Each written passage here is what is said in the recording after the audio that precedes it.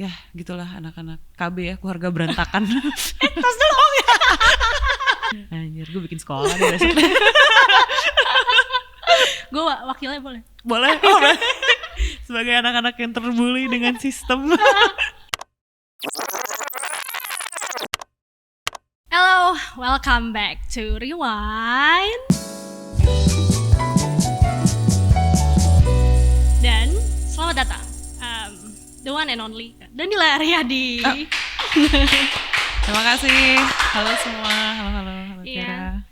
Selamat datang. Akhirnya setelah berbagai chat yang dilampirkan, akhirnya Danila ketemu nih jadwalnya hari ini. Iya. Jadi hari ini kita akan merewind memori seorang Danila Riyadi. Oke. Siap? Siap sih. Cuma agak bego sih gue, jadi yaudah gak apa-apa, siap lah. Oke, first question. Apa first memory seorang Danila Riyadi? Bikin ini apa namanya, di kepang-kepang rambutnya sama mama. Kayaknya itu deh. Itu yang paling lo inget? Kayaknya ada lagi sebelum-sebelumnya, cuman kan otak gue jalannya rada nggak jelas ya. Jadi yang gue keluarin sekarang yang itu sementara ini. Mungkin nanti pas gue tanya lagi beda lagi. Iya, ya? kayaknya beda lagi sih. Tapi berarti momen kayak pas lo di Kepang itu salah satu momen yang memorable? Sebenarnya enggak, ada momen yang memorable, cuman agak dark sih jadinya. Itu yang keinget pertama doang, cuman untuk yang pertama belum tentu yang memorable sih menurut gue. Gitu. Kalau yang memorable? Yang memorable itu adalah saat ada pertanyaan, kamu mau tinggal sama mama atau mau tinggal sama papa itu. Itu di usia? Kayaknya gue 5 tahun deh. Terus gue bingung jawab apa, gak tahu. Gitu. Oke, dan setelah itu lo berarti tinggal sama nyokap? Ya. Cabutan sih, sip-sipan. Biar adil kan jadinya sip-sipan. Shiftnya tapi shift pagi sama... Shiftnya gak jelas tuh, soalnya era-era itu tuh agak apa ya, ya gitulah anak-anak KB ya, keluarga berantakan. Tas dulu ya. Suka ada lempar-lempar. Ya lumayan lah, emosi tidak stabil gitu ada. Ya, I feel. Oke, berarti ini ke pertanyaan selanjutnya, gimana seorang Danila Riyadi dibesarkan? Karena memang lo juga sempat bilang lo berada di keluarga yang cukup kompleks. Yes. Seberapa kompleks? Kompleks ya, karena mungkin kalau dari karakter orang tua itu, bokap tuh orangnya cukup akademis. Dia tuh mau anaknya pintar secara teori, dan karena menurut dia ketika kita banyak belajar teori, di situ bisa ngambil intisari untuk memilih keputusan setiap kehidupan.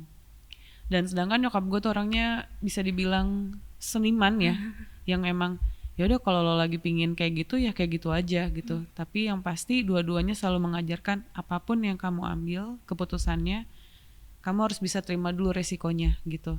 Misalnya nih kayak apa ya? Duh, gue sensitif lagi kalau gue ngomongin. Jangan deh, gue jangan ambil topik yang itu deh, males gue. Itu agama ya? Bukan, satu lagi.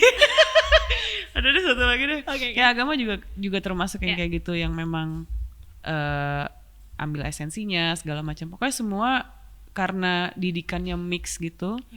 Jadi gue mengolah sendiri, ditambah menurut gue nggak cuman orang tua sih, tapi lingkungan, teman-teman, dan seberapa tajam kritis gue itu ngaruh sih gitu. Tapi keluarga mixed culture itu seru sih sebenarnya ya. Oh seru banget. Selalu kayak waktu itu kayak ada cerita, gue tuh pernah nonjok teman gue gitu waktu SMP, gara-gara si teman gue ini ngelarang temennya nembak gue, gitu. Jadi misalkan ini cowok nih ya, gue suka banget nih sama dia nih. Nah teman gue tuh bilang, ngapain lo ini Danila? Terus akhirnya gue tonjok dia karena kayak kan gue suka nih gitu, ngapain sih? Nah pada saat itu terjadilah sebuah tragedi besar lah ibaratnya di waktu gue SMP itu. Terus gue bilang sama nyokap, mah aku habis nonjok temen, terus hidungnya ada darahnya dikit lah gitu. Terus nyokap kayak wah bagus gitu. Wah, terus saya kan karena pisah kan, jadi terus gue telepon bokap, terus gue bilang, "Pak, aku nonjok temen gini-gini." "Kamu gak boleh seperti itu." Terus jadi kayak taruh ini mix nih, hybrid banget. Tapi dari situ gue belajar untuk tidak melihat sesuatu dari sisi yang satu aja. Jadi kalau misalnya ada 4 ya kalau bisa lihat 4 semuanya bisa dilihat gitu. Tapi kayak nyokap lo emang menarik ya. Dia agak psychedelic sih orangnya. Dia psychedelic banget sumpah. Dia tuh orang yang menurut gue kalau posisi gue lagi genting dan gue butuh hal yang sistematis, gue akan tanya ke bokap, "Pah, kalau misalkan ada masalah ini aku tuh mesti tahu apa aja." Tapi balik lagi setelah gue udah tahu semuanya, terus gue ngerasa apa yang bikin gue yakin ya gitu, gue akan tanya nyokap, "Mah, aku mesti gimana ya?" Embrace aja gitu. Kalau kata dia, ya kamu nikmatin lah. Itu salah siapa? Aku. Ya berarti apa? Itu siapa yang bikin achievement itu siapa? Aku. Ya udah kamu nikmatin. Jadi itu menurut gue kayak ada apa ya? Kayak singkong yang ada gula sama garamnya. Gue analoginya makanan. Yang lo pikirin tadi singkong. Singkong karena rasa singkong yang ada gula di mix garam tuh menurut gue, lo nggak bisa bilang itu dessert tapi nggak bisa bilang itu apa ya, savory juga gitu menurut gue itu. Tapi pas buat lo. Pas. Batuk tapi pas lah.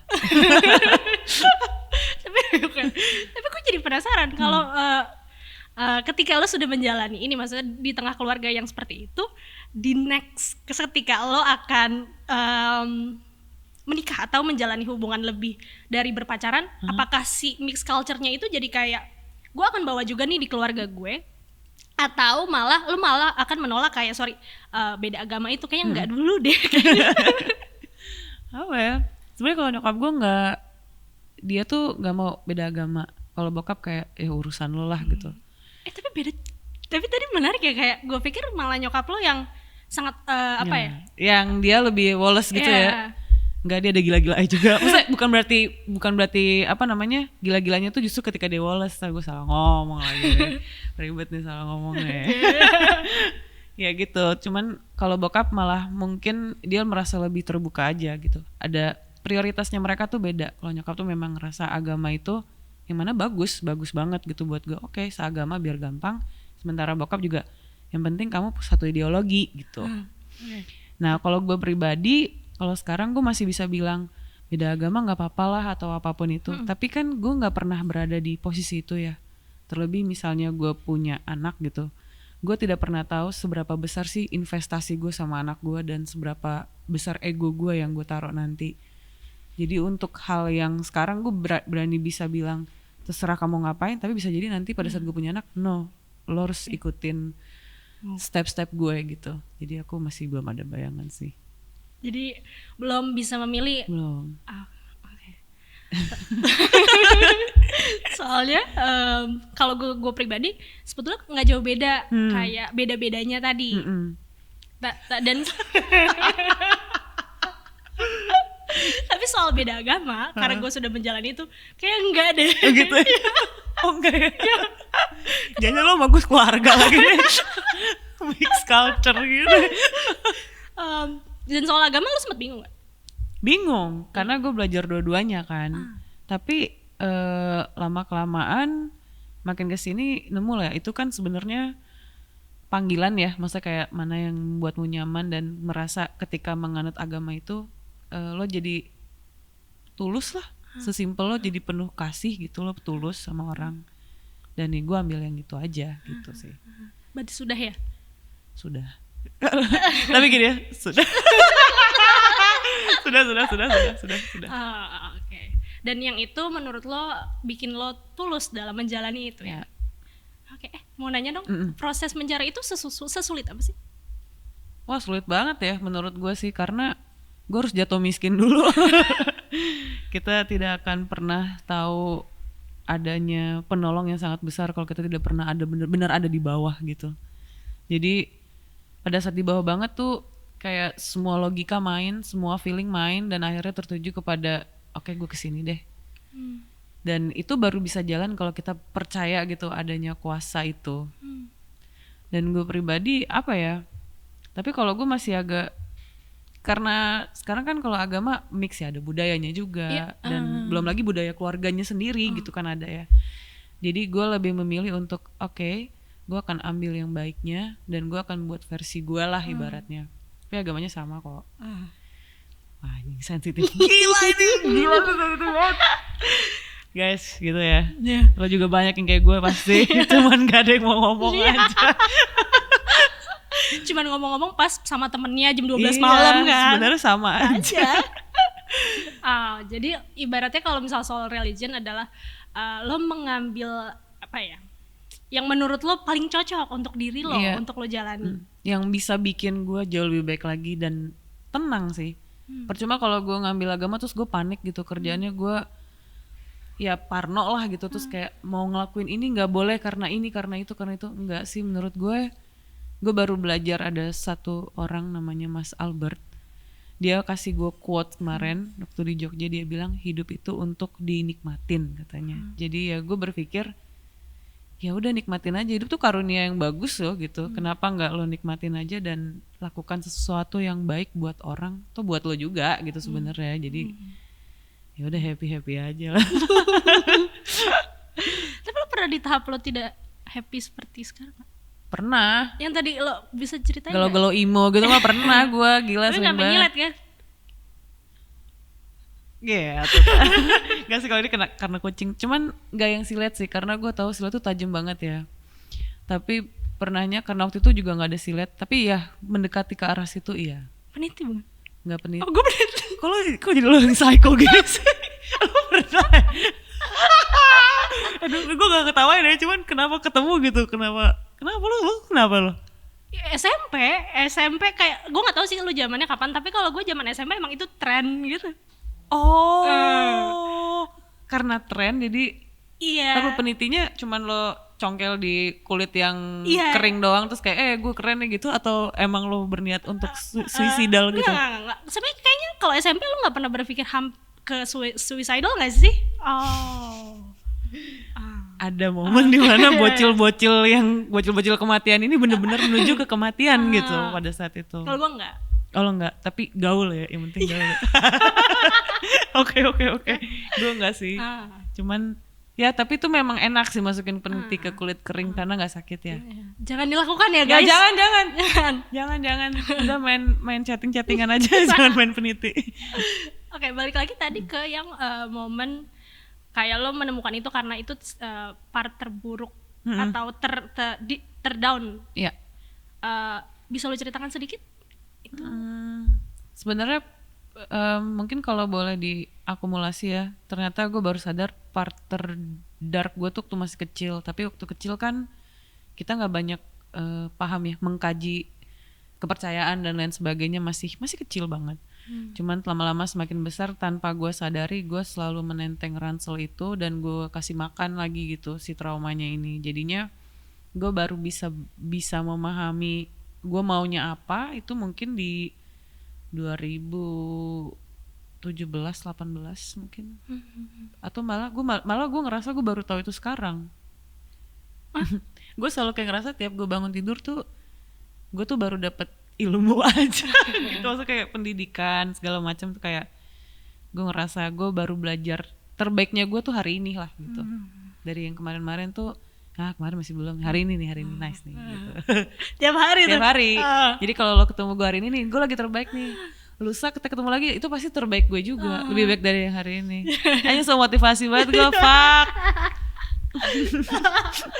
Tapi ya konsepnya menarik juga ya. Iya, soalnya daripada stres ya, karena kan kita mengkonsumsi media sosial itu sebetulnya lumayan ada racunnya, tapi ada serumnya singkong juga. Itu juga sih. Iya, sama. Jadinya gue berusaha untuk ya udah semua dibalikin lagi ke hal-hal yang baik aja, gitu. Oke. Kita tadi masih bahas soal SD, SMP, SMA. Yep.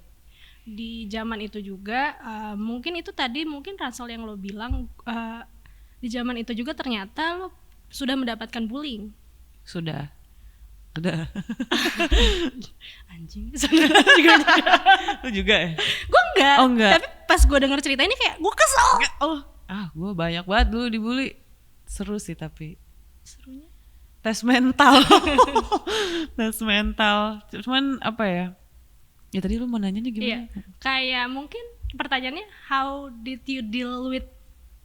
Oke. Karena kayaknya kalau untuk sekarang lebih relax lah ngadepinnya, tapi kan dulu kan berbeda ya. Iya. Dulu tuh sebetulnya ternyata yang bikin gue emosi tuh waktu kecil itu bukan karena, kan ini waktu kecil tuh gue dibulinya lebih ke berat badan dan ada beberapa hal semacam sexual harassment dari teman-teman waktu SD, karena kan itu kan momen-momen kayak kita pingin tahu ini, pingin tahu itu, jadi adalah gue dan beberapa teman gue diperlakukan tidak asik gitu. Nah cuman dari situ yang bikin gue pingin, waktu itu ada sebuah tindakan, lo ada di era dimana nama orang tua lo disebut gak sih? Yeah. Padahal mereka nggak nyela kan, cuman kenapa lo baper gitu kan? Soalnya, aduh gak enak banget, aduh keceklek. Seolah-olah tuh ketika orang tua lo disebut namanya dia nyela gitu. Nah itu momen yang paling gue ingat karena di situ gue pernah sampai nyekek teman gue gitu. Padahal dia cuma bilang bokap gue botak doang gitu. Dan mana itu kayak nggak ada apanya gitu. Cuman sisanya ketika gue dibilang berat badan kayak gendut lah atau yang lain, gue tidak merasa itu hal yang sedih gitu. Sampai ternyata gue baru sadari ketika dewasa, balik lagi itu salah satu trauma yang gue bawa. Sampai akhirnya gue paham, oh ini tuh ada unsur celaan ya gitu. Tapi waktu masih kecil gue nggak gue gubris. Ternyata bukan nggak gue gubris karena gue sudah deal dengan itu, tapi malah gue bikin kembangin, gue kasih ragi gitu, malah jadi gede dan baru berasa sekarang. Kenapa jadi berasa? Karena ketika gue punya poin kayak waktu itu yang paling berasa banget ya, gue ngerasa gue achieve salah satu best album dan gue ngerasa wah ini bagus banget. Ketika gue di post orang tuh tidak notice banyak, tidak sebagian besar tidak ke situ, dan kenapa gue malah makan yang sebagian kecil ini gitu. Jadinya mereka pada ngomongin badan gue dan dari situ gue baru jadi kayak emang iya ya, masa sih, karena selama ini gue nggak ngerasa begitu. Terus lama-lama setelah itu terjadi gue jadi mengkonsumsi tuh, jadi meyakini kalau gue tuh gendut padahal mereka caper doang kan.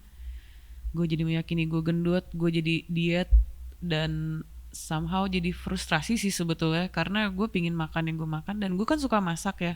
Gue sampai nggak bisa masak karena gue harus jaga makan. Jadi menurut gue anjing mulutnya pada gak jelas banget sih ini orang-orang gitu kan. Sampai karena mereka spamming jadinya enak dong. Kayak kalian denger lagu TikTok yang itu mulu, anjing ini lagu bacot banget ya gak sih? Nah sama kayak gitu. Itu akan berjalan karena waktu sih. Kalau kita gak mau ngejar untuk menyelesaikan masalah itu, yang pasti karena waktu akan selesai dengan sendirinya. Jadi gue yakin semua masalah ada waktunya gitu.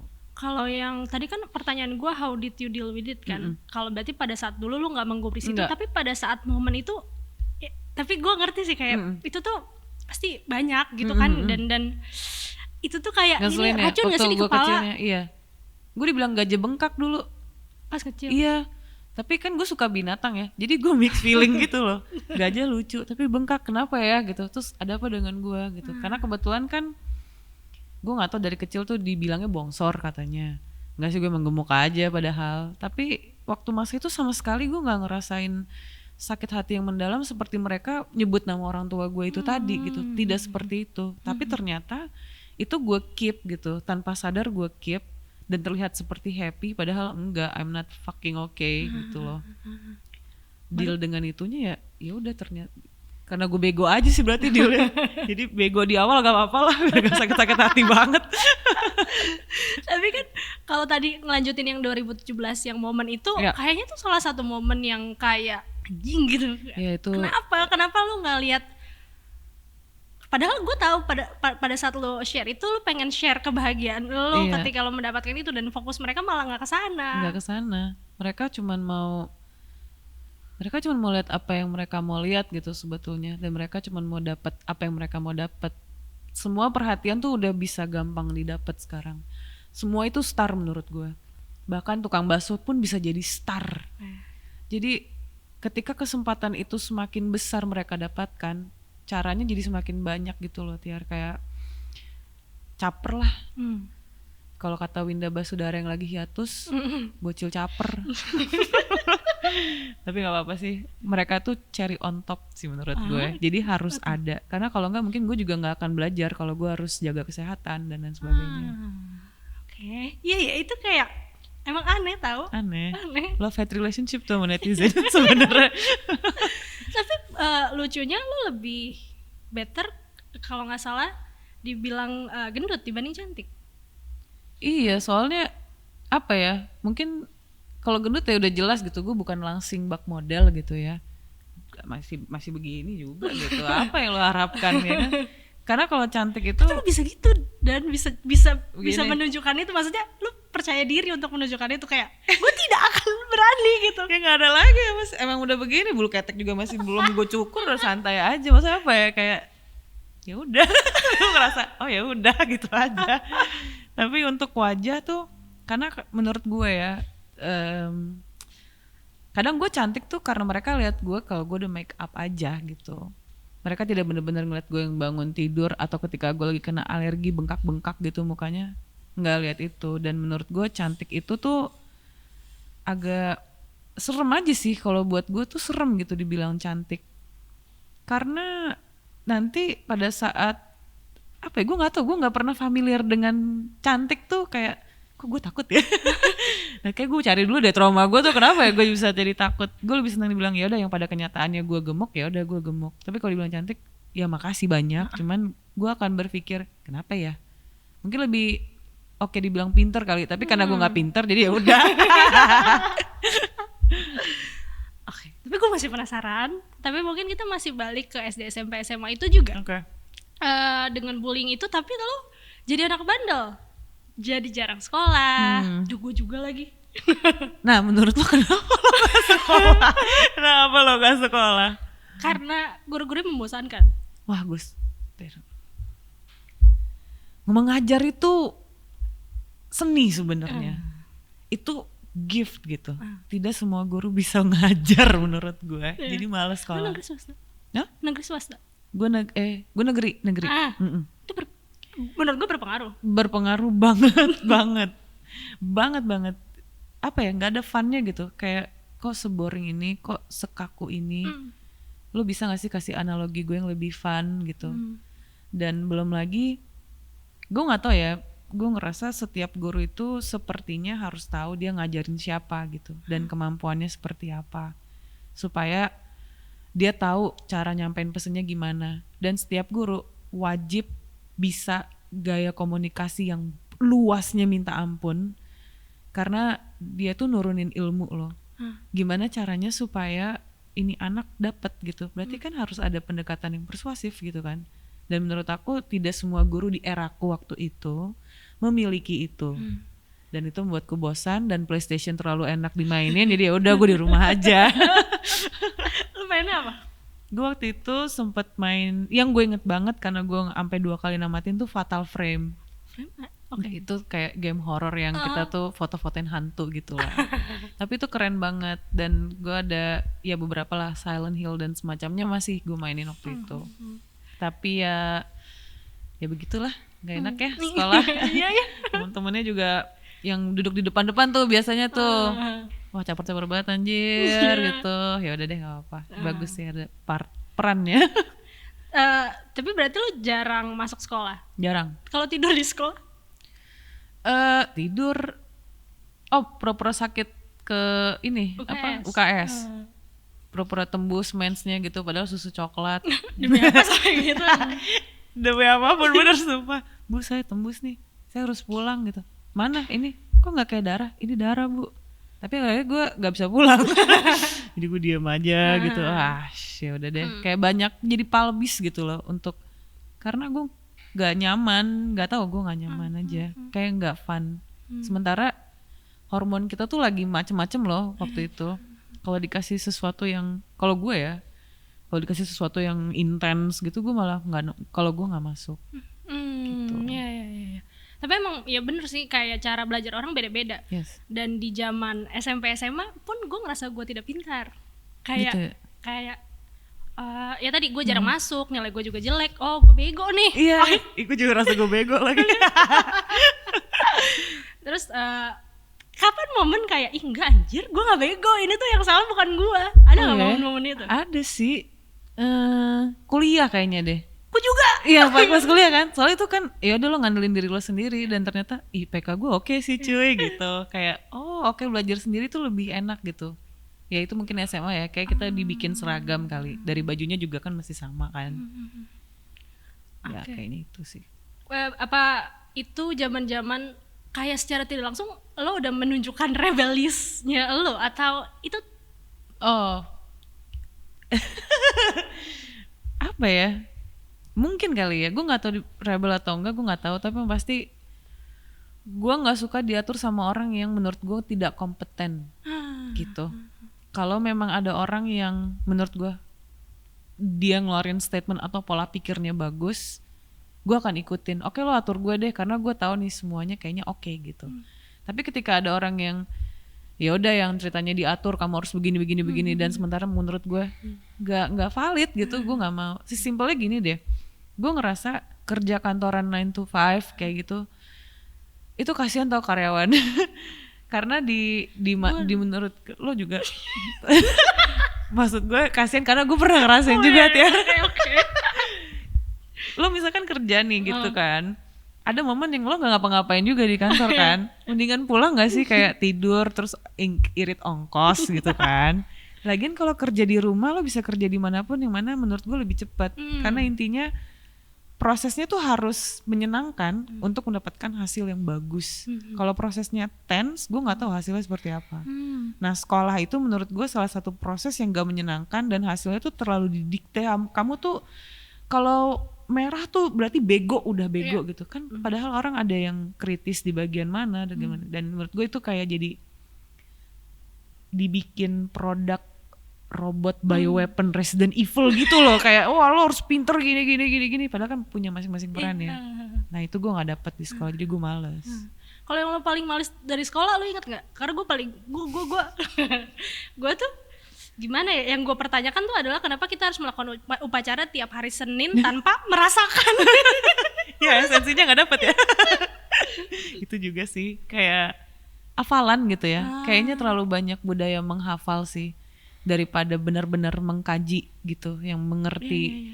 Karena gue kayak sempet ngerasa kok gue bego ya matematika, tapi pada saat kelas 3 SMP guru gue ngajarnya super fun, ditambah detail dan banyak analogi-analogi yang sebenarnya masuk gitu buat anak SMP. Kan nggak mungkin belajar hitung-hitungan terus lo nggak kasih analogi gitu, kayak gambarkan bahwa ini karena menurut gue dunia tuh nggak cuma angka tuh ada warnanya loh gitu. Itu kan lebih menarik menurut gue. Nah si guru ini namanya Pak Swadi, dia tuh orang yang menurut gue bisa menggabungkan matematika dengan warna. Dan gue bagus nilainya di situ. Terus habis itu besok-besokannya bego lagi karena bukan dia lagi yang ngajar, tolol lagi. Iya sih, bener. Kayak kita membutuhkan paswadi lainnya ya, gitu. Sepertinya begitu ya. Cuman gimana ya, jadinya ketika kesini-sini memang sebelum kita menuju ke SD, SMP, SMA dan lain-lain, emang core-nya dulu yaitu si orang tuanya harus bisa memastikan, nah dalam kondisi apapun kamu harus tahu kamu gimana supaya kamu tidak tersesat di tengah jalan. Supaya untuk menghadapi yang bukan Pak Swadi atau apa tetap bisa ngehandle gitu, tidak jadi jelek, jadi tidak tergantungan lah. Anjir, gue bikin sekolah deh besok. Gue wakilnya boleh? Boleh. Sebagai anak-anak yang terbuli dengan sistem. Oke. Di masa kecil juga lo dikelilingi oleh keluarga musisi, paman, nyokap juga. Apakah itu mempengaruhi lo dalam tapi sebenarnya gue tahu sih jawabannya enggak ya. Apa itu mempengaruhi kayak cara lo bermusik sekarang? Enggak sih, karena tapi mungkin sedikit playlist kali ya, ibaratnya kayak mereka kan dengerin apa gitu. Nyokap gue tuh dengerin disco, dia tuh dengerin deep house, dan om gue cenderung lebih ke bossa dan jazz gitu. Sementara yang align dari kita dari keluarga ini tuh lebih banyak ke klasik dan keroncong sebenarnya. Cuman balik lagi, musik berubah ya, setiap era tuh pasti berubah, dan gue punya warna sendiri yang gue pingin dengerin lah musiknya. Mereka tidak yang jadi gue pingin ngikutin warnanya mereka, enggak, tapi soundnya atau influence pasti ada masuk gitu. Nah itu yang sebetulnya sampai sekarang masih suka kebawa. Jadi Kenapa dimasukin? Karena kadang gue pingin ada rasa nostalgia gitu di dalam musik gue. Lebih kepada energi mereka berdua ini atau keluarga-keluarga gue. Alhamdulillah gitu ya. Banyak yang musisi yang punya bakat tapi keluarganya nggak support, dan gue harus bersyukur karena keluarga gue support gitu. Walaupun tetap bokap gue bilang kalau kamu belum S2 belum oke. Gitu. Terutama nyokap ya, kayaknya nyokap yang salah satu yang kamu akan jadi musisi. Iya, dia tuh pede banget, dia tuh lucu sebenarnya orangnya. Mungkin akan ada satu hari di mana gue akan ngajak dia podcast. Karena dia tuh pemikirannya rada caur gitu, maksudnya caur dalam arti wah macem-macem lah, gado-gado gitu. Iya, dia kayak nggak tahu ya, dia tuh suka banget ketika dia tuh suka suara gue mungkin lebih tepatnya. Dan dia juga selalu bilang awalnya dia pinginnya gue tuh jadi pembawa acara apapun, kalau bisa penyiar berita. Katanya suara kamu bagus, nggak fales walaupun ngomong, oh oke, nice gitu. Terus lama-lama dia BM, enggak kamu jadi penyanyi aja. Terus mau nggak bisa, karena aku dulu sama sekali tidak kepikiran untuk jadi musisi. Dulu tuh pingin banget jadi pembalap F1 iya. Terus ada juga sutradara iya, penulis juga iya. Tapi ternyata ada bakat yang mungkin waktu kita kecil nggak tahu ya. Terus ada dan sekarang, dan alhamdulillah bisa membuat orang-orang happy atau mungkin malah sedih apa at least ada dampak dah gitu ya. Ada rasanya, dan ya udah gue jalanin aja sekarang. Tapi awalnya ke industri musik itu 2012 ya, diajakin sama yang akhirnya Lava menjadi produser. Itu berarti di 2012 sih sebetulnya. Itu awalnya gimana? Jadi ada si bapak-bapak ini namanya Bapak Richard Buntario. Dia tuh old school ya. Dia tuh biasanya tandemannya sama ini lupa, Mantovani untuk bikin video klip dan lain-lain pada tahun 90-an. Jadi dia tuh wah keren sih sebetulnya. Nah, kebetulan kita kenal dengan Bapak Richard ini, dan dia bilang suka suara Danila, terus mau bikinin album. Awalnya kayak mau album cover kayak Sabrina gitu. Bagus. bagus. Gue gak bilang jelek kok. Bagus. Bukan lu. Ya jadi ya udah, terus ya udah kamu bikin lagu sendiri. Akhirnya ketemu lah dari situ. Gue sempet dikasih 2 lagu. Jadi waktu itu kan gue lagi band-bandan ya, lagi ambisius untuk jadi anak band Britpop gitu lah. Ketemu dengan Lava dan satu lagi ada namanya Aldi Nada. Mereka itu bekerja under Orion Records yang mana itu punya Bapak Richard itu. Dan ada 2 lagu yang ditawarkan gitu. Aldi nawarin lagunya Aldi, Lava nawarin lagu Lava. Lagunya apa? Lagunya Aldi tuh aku lupa judulnya apa. Yang Lava itu Terpaut Oleh Waktu. Itu jadi dari 2012. Dan ketika denger dua-duanya bagus sebenarnya. Cuman yang aku ngerasa kayaknya nih gue deh gitu, itu yang Terpaut Oleh Waktu. Akhirnya karena itu lagunya Lava dan nyambung sama Lava, diproduce lah dengan Lava satu album. Dan di situ ternyata si Lava bilang, Ci, kau ini orang kesekian yang nyanyiin lagu Terpaut Oleh Waktu, karena Pak Richard itu bawa banyak penyanyi ke sini untuk nyanyiin lagu ini atau lagunya Aldi. Cuman saya nggak pernah ngizinin. Tapi ketika kau nyanyi sampelnya di Terpaut Oleh Waktu, saya ngerasa dia nemuin ibunya. Katanya gitu. Oh, so sweet banget ya sih, Makyo. Gitu. Jadi, oh ya udah, berarti memang sudah ditakdirkan. Kayaknya gitu. Kalau kita ingat lagi ya tahun 2012 itu, ingat gak impresi lo terhadap Lava? Karena kan ternyata ini sudah panjang ya, lumayan 10 tahun gitu bersama Lava gitu. Apa ya dia tuh orang paling care yang pernah, orang paling sensitif yang pernah aku temuin, orang paling care. Lava tuh udah sepaket kayaknya. Lava tuh adalah musuhku, dia adalah suamiku, teman, adik, kakak, bapak. Kalau bisa dibilang soulmate, Lava tuh soulmateku. Kita susah senang bersama. Dan tidak pernah berhenti berantem sampai sekarang, tapi justru itu yang bikin tidak pernah berhenti berantem. Masih suka berantem kalau lagi ngerjain lagu. Enggak, saya gini-gini, enggak, saya gini-gini. Kayak konflik tuh selalu ada. Tapi itu dia enaknya makan pakai sambal ya. Ada kayak pedes-pedesnya gitu.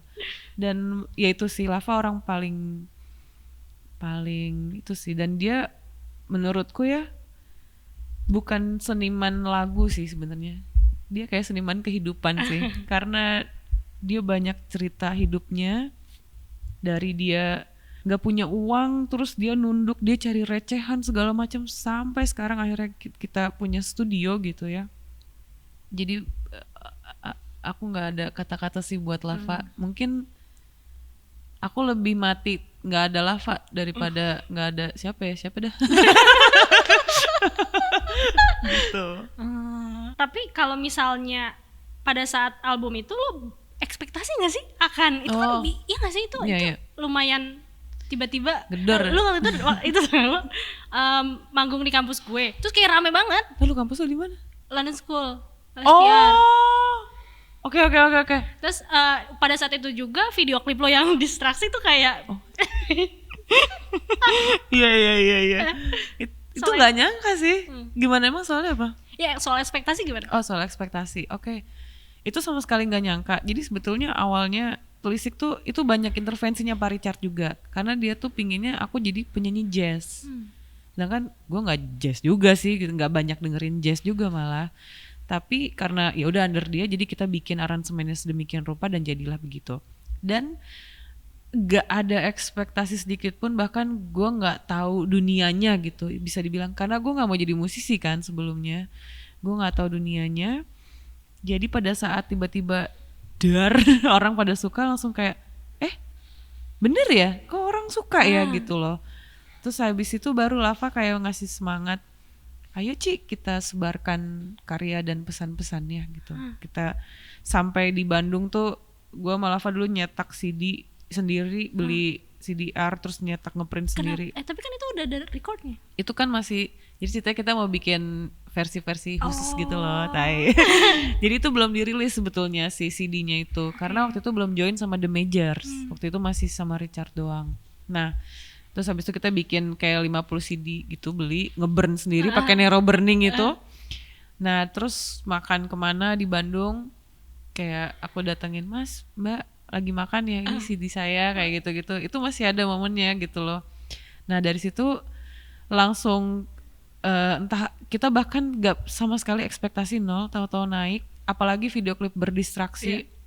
Terima kasih tidak ada duit, terima kasih Aldi karena itu kameranya dia, dan kayak Ci kita harus bikin video klip, kata Lava. Kau ada ide gak? Sebentar Lava, saya beol dulu.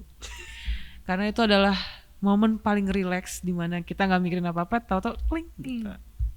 Selain healing ya, itu salah satu healing gue sih. Jadilah video klip itu, edit seadanya, gue edit sendiri, syuting sendiri, dan gue juga nggak ngerti ada apa dengan kalian bisa, malah gue nggak tahu ya, itu faktor X yang mungkin menurut gue semesta mengiyakan aja. Kayak gue udah gak cocok deh diksi-diksi manis gitu deh kalau podcast, kayak jijik deh gue nya gitu, kayak jijik deh gitu. Tapi lu bukan nyesel sih kayak pas lo lihat lu di distract? Gue nggak pernah lihat video klip gue lagi, gila. Kita tonton sekarang. Gila. Jadi kalau misalnya lagi ada ngeplay gitu, wah album-album baru, oke nih masih fresh. Terus tau-tau kan pasti ngeplay yang lama kan, baik yang ada di sana atau berdistraksi, gue selalu skip gitu loh. Karena gue kayak ngeliat adek gue, kayak gue nggak mau liat adek gue, biarin dia hidup di dunianya udah baik. Tapi bukan berarti gue kayak gak suka ya. Malu gue kok malu gitu, anjing gue dulu tuh gini ya, terus orang suka lagi sama sekarang. Eyeliner itu ya? Itu make up, skill make up 0, jadi jangan ditiru ya. Itu make up kere namanya. Kita ngomongin album. Lu tuh pernah bilang ada video kayak lo lupa kalau misalnya hari itu adalah hari ulang tahun album lo, Pop Square. Oh iya. Kalau misalnya album itu adalah seorang anak, Telisik, Lintasan Waktu, Pinger, Pop Supply itu anak-anak yang seperti apa bentukannya? Telisik tuh anak yang paling nurut, terus dia dewasa, dan sepertinya dia perempuan gitu ya. Di kamarnya ada tulisan gadis 17 tahun gitu, kamarnya Telisik gitu. Masuk ke dalam tuh ada wangi-wangi rose. Tapi dia memang tidak suka pakai baju yang macem-macem lah. Dia suka ya monokrom, kalaupun ada pastel gitu-gitu. Udah selesai. Itu yang nurut. Menurut gue ya, ini kalau dijadiin orang kan, kayak gitu nggak deskripsinya, kayak gitu. Oke, terus kita pergi ke Lintasan Waktu nih. Di Lintasan Waktu nih si kamarnya tuh selalu tertutup, dia entah kenapa punya peredam yang terbuat dari bungkus telur, karena dia nggak bisa beli busa yang gede ya, karena dia nggak ada duit gitu. Dan dia tuh punya kesenian yang tinggi, tapi di sini aku gambarin dia adalah seorang pelukis sebetulnya. Tapi dia nggak punya cara atau dia nggak punya media untuk melukis. Kamarnya dia lukis. Menurutku lintasan waktu tuh itu. Kamarnya dia lukis, anaknya kalau diajak ngomong, "Dek, makan yuk," gitu. Diam. Tapi cuci piring. Gitu. Lo udah masuk ke dalam khayalan gue kan. Diam tapi cuci piring. Apa lo kayak gitu ya? Diam tapi cuci piring. Terus kalau misalnya, "Dek, mama mau jemput dong," gitu, ngomongnya sedikit. Tapi kalau kita masuk ke kamarnya, berantakannya itu enak banget dilihatnya. Kayak gak bau. Kasurnya emang berantakan, tapi itu biasa yang dibutuhkan oleh orang-orang yang ada di set film tuh berantakannya kayak gitu gitu. Jadi gue gak pernah mau beresin kamarnya karena menurut gue semua posisinya itu keseniannya dia. Itu lintasan waktu. Kalau Fingers, nah ini anak emang gue gak tahu kenapa, tapi gue bilang ini anak spesial sih sebenarnya. Spesial dalam arti gue anggap di sini dia buta warna. Buta warna, tapi dia selalu pakai baju yang berwarna menurut gue. Warnanya tuh lebih terang daripada telisik gitu sebenarnya. Dan dia adalah anak yang sebetulnya paling kritis dan paling luas sudut pandangnya. Dia bisa melihat cinta, dia bisa melihat ini segala macam. Karena dia ngerasa gue punya kekurangan, maka gue harus bisa melihat banyak hal itu menjadi kelebihan gitu. Gue akan pakai baju berwarna karena gue buta warna, dan gue akan banyak ngomong karena banyak kesedihan di dalam hati gue gak sama kayak orang lain. Dan gue akan menjadi orang yang sebenarnya paling jujur untuk mengungkapkan apa yang ada. Dan dia orang yang menurut gue kayak, misalnya apa ya, nih gue kasih kisah lagi ceritanya ya. Fingers, pijitin mama dong gitu. Mama mau dipijitin di kaki, di jempol atau apa? Mama ada sakit apa? Mama ada sakit lambung nih, kebanyakan kopi nih. Ya udah berarti lambung di sini ya. Mama mau aku kencengnya semana? Kayak gitu tuh, Fingers tuh seperti itu sebenarnya. Untuk Pop Supply,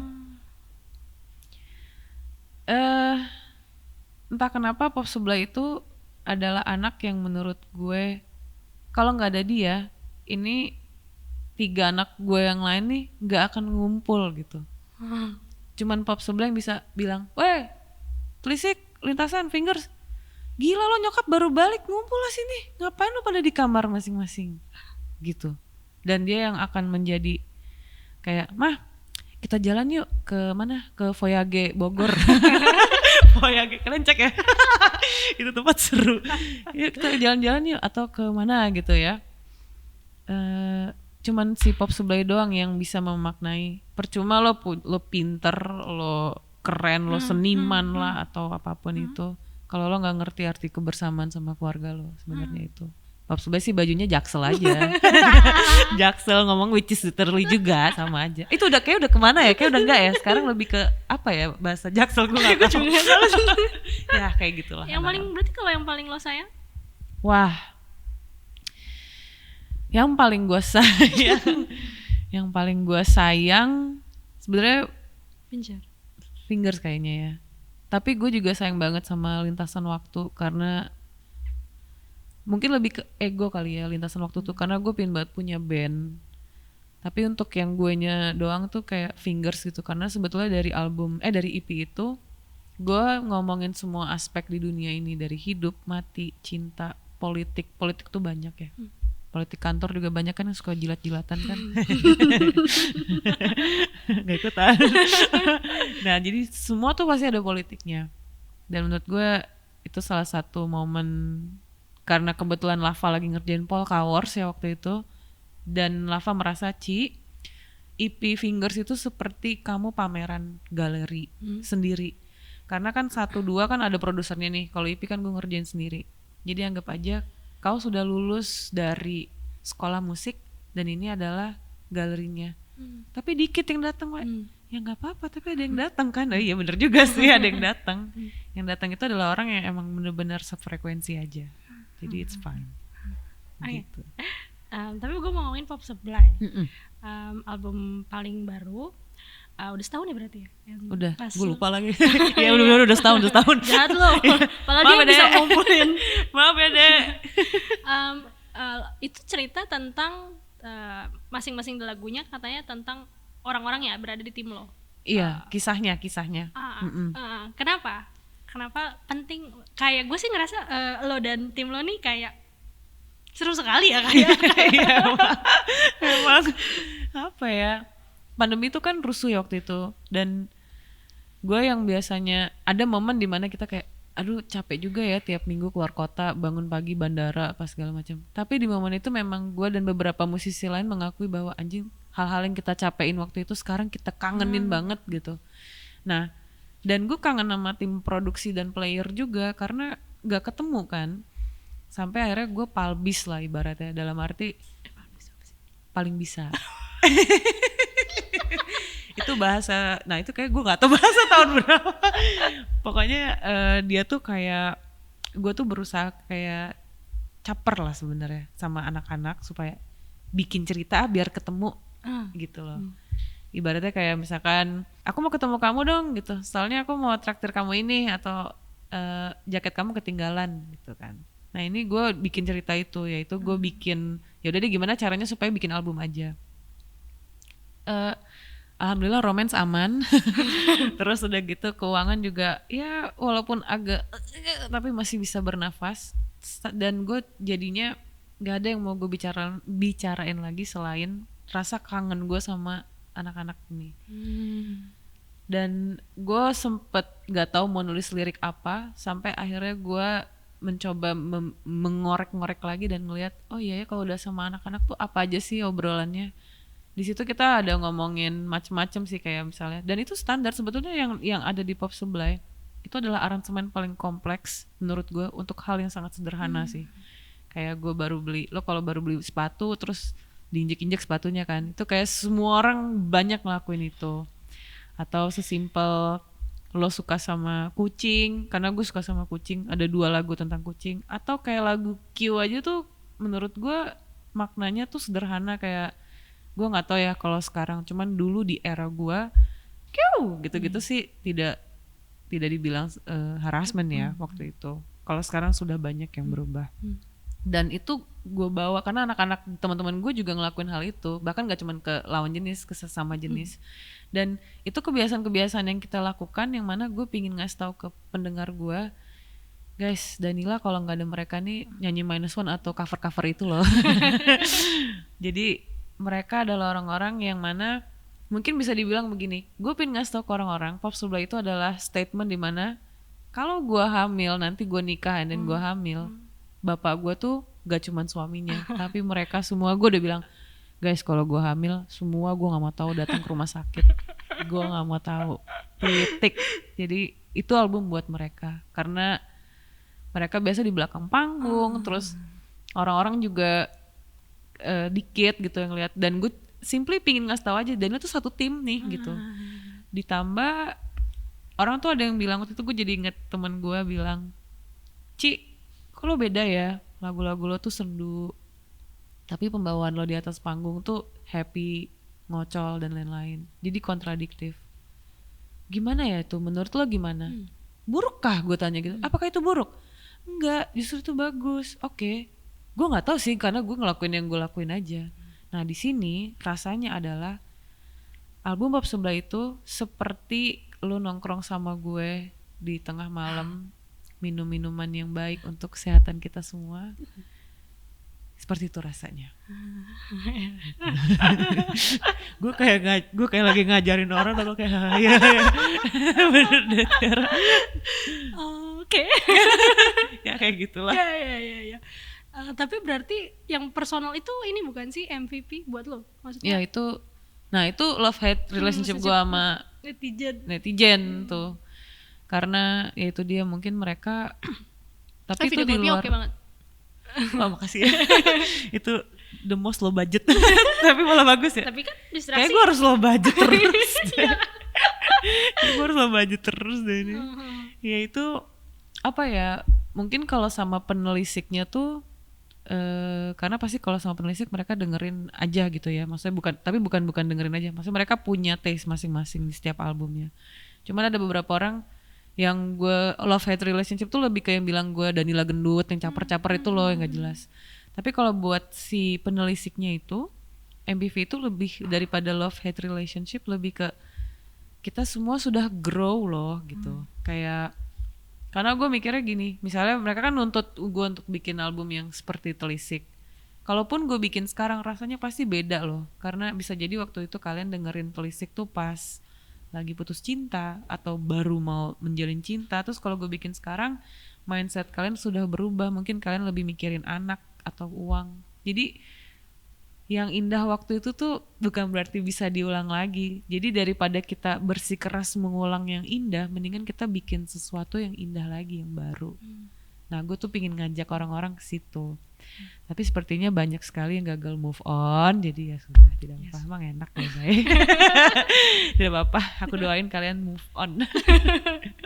Tapi iya juga ya, maksudnya kayak lo dan pendengar itu jadi sesuatu yang saling membutuhkan satu sama lain, tapi lo juga punya sesuatu yang pengen lo keluarkan. Iya, karena referensi musik kan baru ya. Apalagi kayak Coldplay aja tiba-tiba bikin I want something just, gue nggak, ya gitulah ya. Cuman setelah gue denger sealbum gitu, enggak, rasanya masih Coldplay menurut gue. Cuman emang ada beberapa perkembangan aja menurut gue, kayak setiap orang nggak mungkin dong ngelihat dunia di sudut yang ini doang gitu kan. Pasti dia pindah-pindah gitu. Dan gue pingin ketika kalian bisa melihat sesuatu secara luas, itu dapat loh esensinya. Jadi awalnya gini, gue juga kayak gue suka Coldplay dan album yang gue suka memang yang awal-awal. Tapi pas itu gue masih ketutup gitu. Kayak enggak Coldplay tuh harusnya gini, Coldplay tuh gini.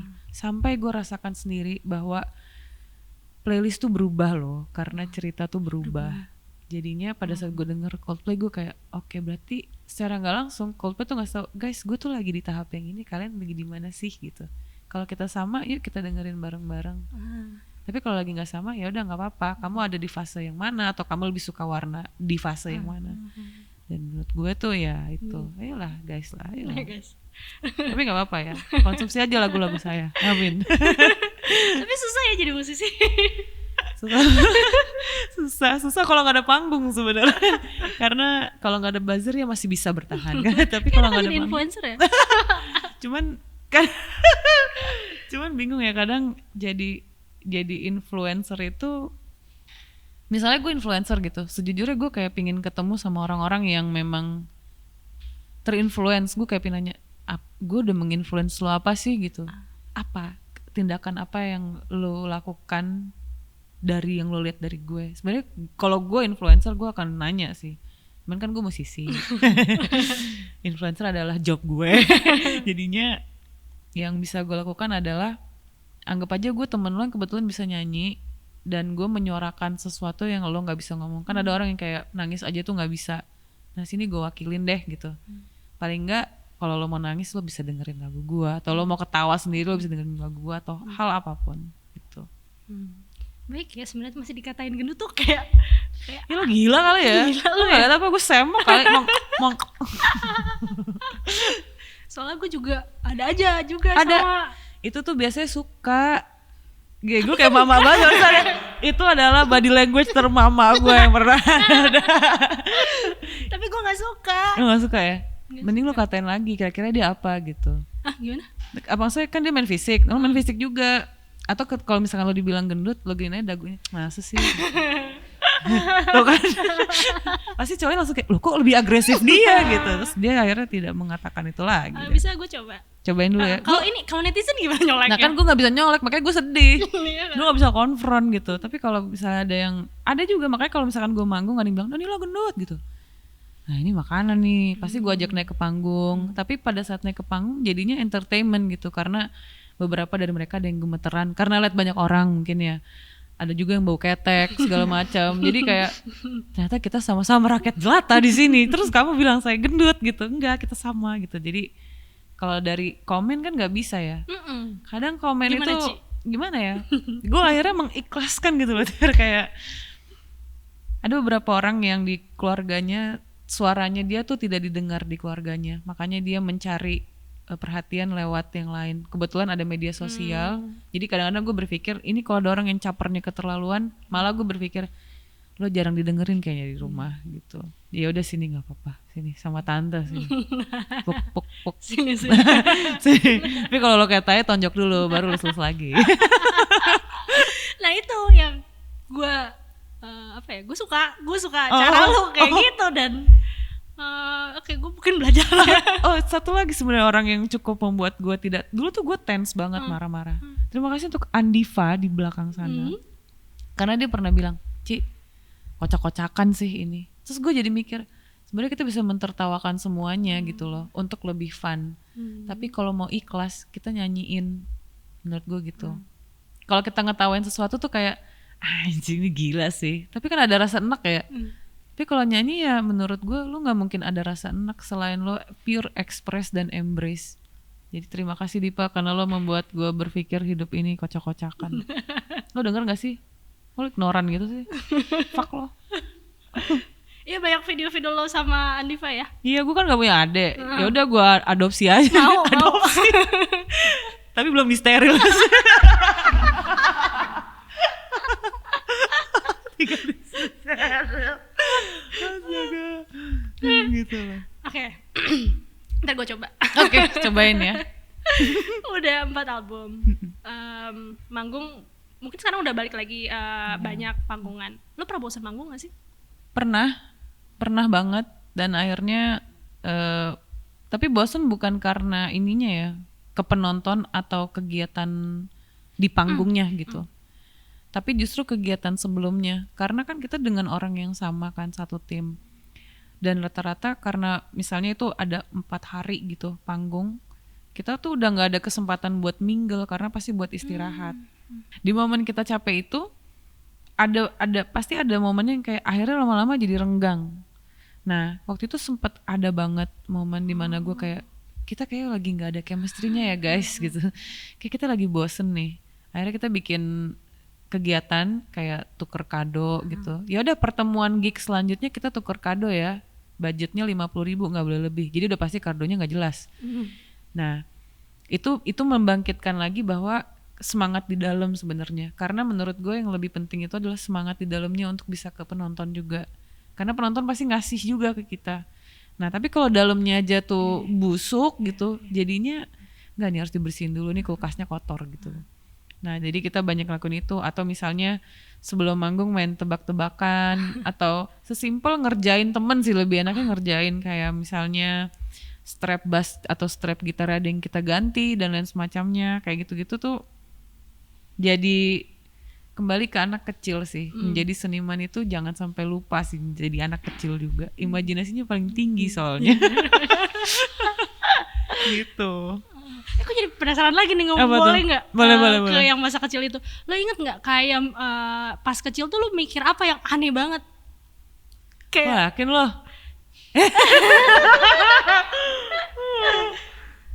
Yang aneh banget ya? Kayaknya ini terlalu deep web deh kalau gue kayak.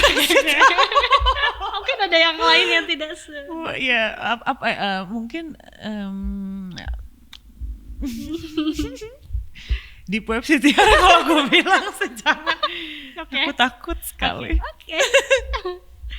Oke. Boleh ngomongin soal asmara sedikit? Asmara boleh. Udah berapa lama sih sama yang baru ini? 3 tahun. 3 kan ya? 3 gak sih Bun? Lu sama gue? 3 tahun? 3? 3 tahun. Gue lupa. Berarti di 2020 ya? Iya. Oh pas pandemi? Pandemic lover tai. Kesepian nyari temen. Ceritain dong Purworejo itu, momen ketemu di Purworejo. Jadi sebetulnya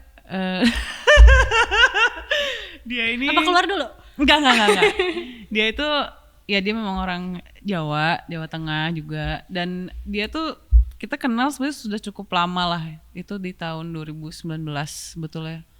Dan gue tertarik sama dia karena isi Instagramnya tuh sekalinya ada foto dia pakai topi fedora yang jelek banget, dan sisanya tuh akun apa ya, shit posting sebenarnya. Dan yang bikin gue tertarik lagi karena dia ada video mandiin kucing dengan happy yang kayak ngasih tau kucingnya, hey, ini kucing dimandiin gitu. Nah, gue nggak tahu, ternyata tiba-tiba ketemu, lumayan nih, cakep. Ya udah gue deketin aja, tuh sudah sampai sekarang. Simpel itu aja. Tapi yang pertama kali lo ke Purworejo ke studionya dia tuh 2019. Itu sebenarnya Fana, itu nggak ada. Agus Warman, orang Purworejo, seniman pahat, rambut putih, umur 40 tahun tuh fucking bullshit, man. Kena prank guys. Nggak ada, itu nggak ada. Karena apa ya? Gue udah main romantis. Oh ya, iya. Itu, nah gue tuh ngilang sebenarnya. Jadi apa ya? Gue udah membuat, wah gue pingin sih kayak gini. Terus lama-lama gue ngilang di hayalan gue sendiri. Akhirnya tuh terdengar sangat real. Sampai gue juga, oh ya anjing ini real banget ya gitu. Tapi dia orang Jawa. Dia orang Jawa. Oh, bukan Purworejo tapi. Bukan Purworejo. Di Surabaya dia. Jauh. Tapi waktu gue ngarang itu juga udah sama dia sebenarnya. Dan dia juga tahu kalau gue tuh suka ngilang yang berhayal, drama yang jauh dan membuat skenario yang indah gitu. Suka bikin cerpen lah dalam hitungan menit. Jadi dia kayak, ayo udah biarin aja nih, Dana lagi ngayal. Oh. Jadi itu dia, ini dia. Kalian kena prank guys, sorry. Kena prank guys. Tidak ada Agus Warman tuh Fana, itu tidak ada. Tapi lo udah bilang ke orang-orang kalau itu. Gue lupa gue udah bilang belum ya. Kayak beberapa orang yang nanya doang sih, karena kadang-kadang gue senang kalau, bukan senang ya, maksudnya kayak biarkan itu bergulir seperti itu. Tapi kan di sini jadi ada yang tahu, jadi lumayan. Kasian si Onat. Ya kurang lebih kayak gitulah. Gue nggak boleh sih ketawa kayak gitu tuh, kekencangan deh. Kayak itu nggak asik deh. Kayak itu nggak cool gitu. Ya. Juga sih. Cool. Oke. Cool. Gak bisa jangan. Berarti 3 tahun bersama? 3 tahun bersama. Masih sama agamanya? Agama sama. Jadi aman. Mama nggak ribet lah. Mama nggak ribet. Oke. Udah bahas asmara kayaknya cukup ya. Kayaknya aku juga nggak mau cerita lagi atau? Terserah kalau mau nanya apa. Mau yang versi boleh. ngayal apa enggak nih? Jangan dong. Gimana? Gak tahu sih sebelum sama yang ini, lo kan sempat bilang bahwa lo terbuka terhadap kemungkinan lain ketika lo sedang menjalani hubungan. Apakah di saat bersama dengan dia, lo sudah menutupi itu? Maksudnya kemungkinan yang lain tuh berarti kayak? Lo tuh pernah bilang kalau misalnya saat lo dekat sama yang lain tuh mungkin juga lo dekat sama yang lain. Oh iya. Ini apa sudah seserius itu? Nah, ini kan orang yang rada apa ya? Bercandanya tuh rada tolol gitu ya. Jadi gue kayak nggak dikasih kesempatan untuk, gue selalu dapat hiburan tepatnya. Ini dan apa ya? Jadi kemungkinan itu jadi kayak? Ya kayak bukan jadi prioritas lagi. Gue berharap sih ini ya gone, tapi kita nggak tahu nih gitu. Gue juga nggak tahu dia gimana. Jadi ya udahlah. Sejauh ini sih dia sudah bisa membuktikan bahwa gue bisa menutup kemungkinan itu. Gitu. Dia membuktikan ke gue bahwa gue bisa membuktikan juga. Ya kan itu sih. Jadi bersikaplah tolol karena perempuan suka cowok lucu. Jadi kalian ganteng kaya, kalau buat gue enggak sih, tapi nggak tahu yang lain. Buat gue yang lucu itu penting. Lucu kaya? Lucu kaya? Oh itu wow itu langsung sayang. Ini kunci kamarku, ini sabunku. Murahan banget sih barusan. Oh my god. Oke, gue masih penasaran soal lu tuh kan suka membuat skenario ya. Kayak yang tadi Purworejo tuh gue beneran bisa ngebayangin. Iya keren gak sih kalau ada? Keren. Lu mau gak ngelanjutin tulisan itu? Gue gitu ya, gue gituin aja. Atau siapa kayak ada yang sutradara gitu, ntar gue kasih aja, tolong dong, ini ada hayalan singkat gue, bisa nggak dikaryakan gitu? Nggak tahu ya, gue karena gue pribadi mungkin itu sebetulnya sosok cowok yang gue idam-idamkan sih. Gue tuh suka cowok yang rambutnya ubanan, tapi bukan ubanan. Jadi karena dulu kebanyakan main Final Fantasy yang rambutnya acap kali tidak berwarna hitam, dan banyak anime yang rambutnya putih jadi ganteng. Jadi gue ngerasa cowok yang rambutnya putih atau ubanan tuh kayak udah jagoan gitu. Ditambah kalau lebih tua, ya wajar ya secara orang kita KB keluarga berantakan jadi fucking daddy issue gitu. Jadi kita ingin melihat sosok pria yang jauh lebih tua daripada kita, yang mana di kepala kita asumsinya adalah dia bisa menjadi sosok ayah, padahal itu hanya ilusi. Nah yang pahat itu karena gue suka banget sama pahat sebetulnya, dan gue nggak bisa belajar itu. Kayak ya udah deh karena gue di musik, ya mungkin nanti ada waktunya, tapi sekarang gue di musik gitu. Jadi gue pingin banget cowok bisa pahat tuh super seksi gitu loh, apalagi bisa main kendi gitu kan, kayak film Ghost, nggak tahu ya, itu salah satu imajinasi yang kayaknya udah deh pahat aja deh, nggak apa-apa, ntar gue masakin, terus habis itu kita cuddling. Sumpah, nah dari situ kenapa Purworejo, karena kebetulan itu tempat almarhum kakek gue juga, dan apa ya, mungkin gue senang dengan bahasa Jawa Tengah gitu yang halus gitu, dan kayaknya suasana Purworejo tuh gue belum pernah sih sebenarnya, kayak gue lupa deh, gue belum pernah kesana sebenarnya. Cuma di bayangan gue senang melihat kata-kata Purworejo aja tuh enak gitu di pronunciation kan, Purworejo gitu, kayak sosok yang Kenapa nggak Purwokerto? Kurang. kebetulan kakek di Purworejo deh, mungkin kalau Purwokerto beda lagi gitu. Nah itu jadi gue ngelihatnya, gue pingin sih punya cowok yang kayak gitu. Mungkin itu bisa menjadi dewasa, cuman kadang yang kita pingin belum tentu bagus kan buat kita. Atau memang bagus tapi nanti dulu ada yang pelajaran lain. Gak tau sih, gue lagi sok dewasa nih belakangan, keselin banget. Lo pernah gak sih ada fase dimana lo tuh sok bijak gitu loh? Nah gue tuh lagi kayak gitu sekarang. Nah gue kayak ngerasa, apaan sih anjing? Udah lah. Nanti lu nonton podcast ini lu kayak Dia pasti kayak anjing apaan sih? Terus, tapi pas diputer-puter mundur, tapi ini boleh juga sih. Oke, sebelum masuk ke main-main, lo tuh pernah bilang lo tuh suka bahas soal agama. Iya. Pertanyaannya adalah, lo percaya surga neraka?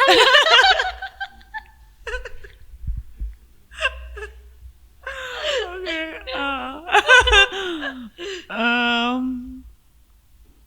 Gue percaya dan gue sudah di situ juga. Maksudnya menurut gue kayak hal yang indah itu sebetulnya surga gitu, dan hal yang buruk tuh neraka. Jadi selain gue percaya itu adalah hal yang ada, mungkin karena belum ada wartawan dari sana yang balik lagi ke sini buat laporin kan. Jadi gue anggap itu adalah salah satu diksi terindah untuk kita menjaga dan mengembrace momen gitu. Kalau ada surga pasti ada neraka. Kalau ada baik pasti ada buruk. Kalau lagi buruk pasti akan datang baik. Gitu. Cukup diplomatis kah? Apakah saya aman? Aman ya. Gimana caranya nih, nasi udah jadi bubur nih, lo harus bikin bubur paling enak paling tidak. Jadi menurut gue jaga diri itu perempuan atau laki-laki itu sama. Tendensi kena sexual harassment baik perempuan atau laki-laki itu sama.